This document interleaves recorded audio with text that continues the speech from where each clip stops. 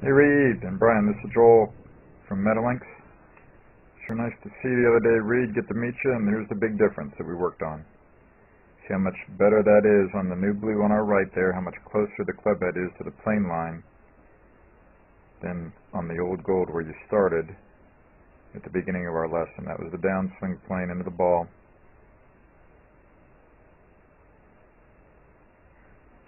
On the old gold versus the new blue. It's not perfect there that day, Reed, but it's getting better as we went through the lesson there during those 45 minutes. Remember, you want to be on that plane line, and to you it felt like you were swinging away to the brown door over there on the right by the exit sign.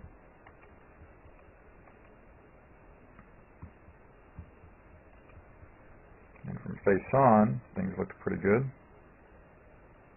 Yeah, in a lot of ways.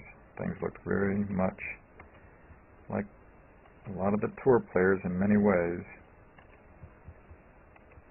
where you had a little bit of a weight shift onto your right foot nicely, back into the circle with your head, your arms are extended, and then you're on top of your left foot when you finish, just like we're seeing over here on the right with the tour players.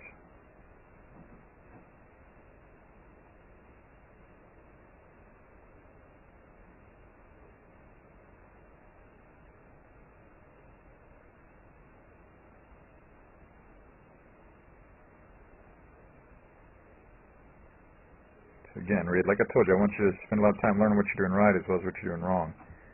So there's a lot of good things going on there in your swing, and that's why you, again, don't want to worry about too much at one time. But this was the first swing we got from this down the line angle. You can definitely see how that's much more above the plane line than what we're seeing here. This is the very first practice swing you took, trying to get it on that plane line better, and you did beautifully there. And it felt to you like you were swinging way out to the brown door. So that wasn't as good as the practice swing, and you see how the ball starts to the left. Hits the net there in the middle of the net, starts to the left with your normal kind of slice.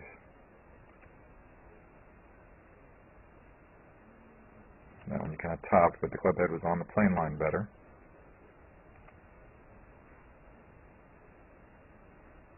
Same thing there, kind of above the plane line. Still better than what you started with there, Reed. Yeah, see that one started more to the right.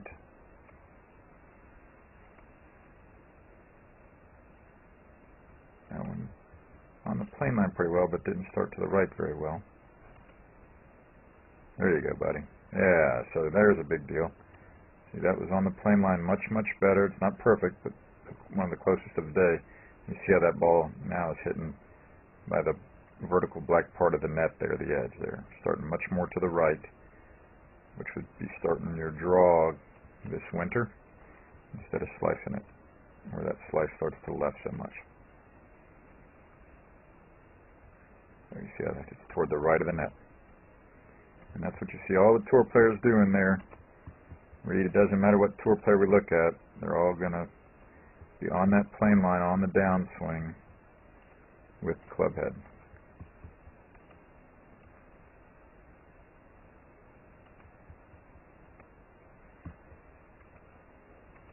All these swings are different, that's for sure, but in this way they're all the same. About halfway or 2/3 of the way into the downswing, the club head gets back on that line, follows it into the ball, and it goes above that plane line after impact. All these tour player swings are definitely different, but in this way they're all the same.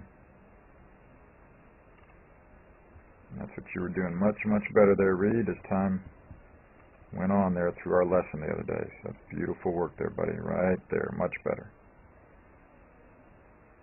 Good work there, sir. We'll be talking to you guys soon. This is Joel Suggs. I sure enjoyed meeting you down at the Cincinnati Golf Show this weekend and showing you your swing on the 2D equipment that I have. And so I want to take about 2 or 3 minutes to just show you around Metalinks. This is the studio I use in the winter for all my students. You see there's the down-the-line camera angle for our 2D equipment. And then we have the face-on camera angle also. And then what we also have here is 3D equipment to where I can show you your swing from 6 different camera angles with this 3D equipment,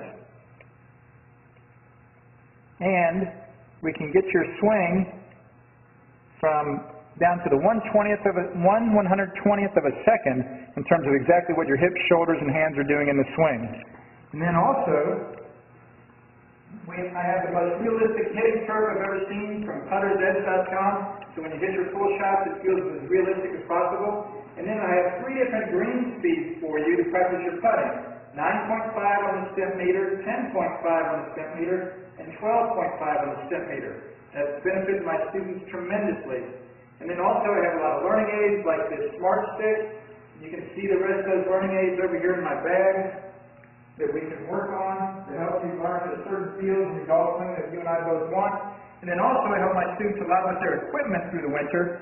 This is a frequency analyzer where we twang your club and it gives us a reading here. And then also we plot your whole set, each club on these lines to see if the set is really matched or not. Quite often they aren't, and it helps my students tremendously when they find out what clubs are the offending clubs. Then if we get tired of being indoors and we want to go outdoors and hit some, we can do that.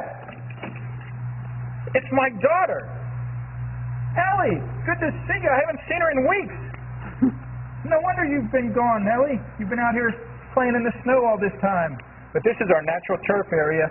This is closed until April, as you can see. But it's a fantastic area where we can step outside and hit some balls and get some real ball flight.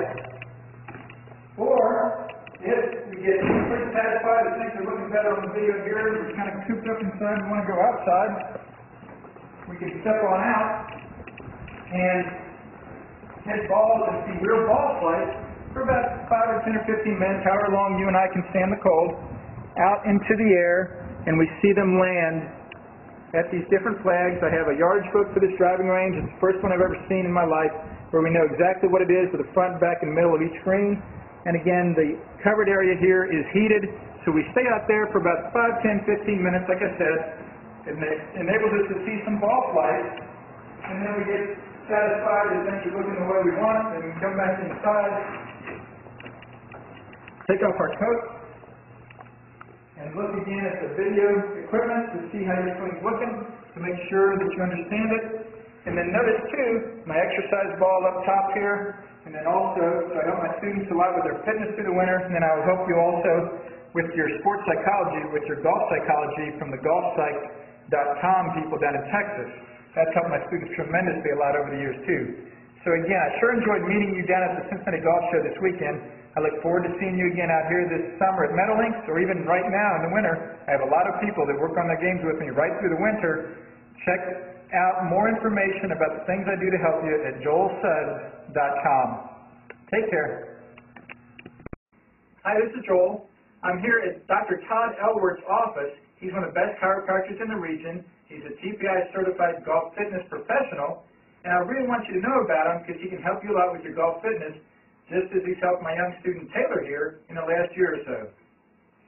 How we met, Taylor came into my office with back pain. What we took him through is numerous screens to find out why he had the back pain. I don't only treat back pain, but my second goal is to find out exactly why he has this problem.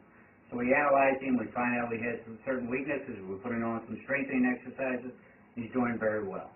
He's done great. He's had very little back pain, and that's mainly because he injured himself working too hard at the golf course. So he's done his exercises, he's felt great. I'm very, very thankful that Todd's been able to help Taylor in this great way. And I want him to help you too if you have any questions at all about your golf fitness. Thank you. Thank you.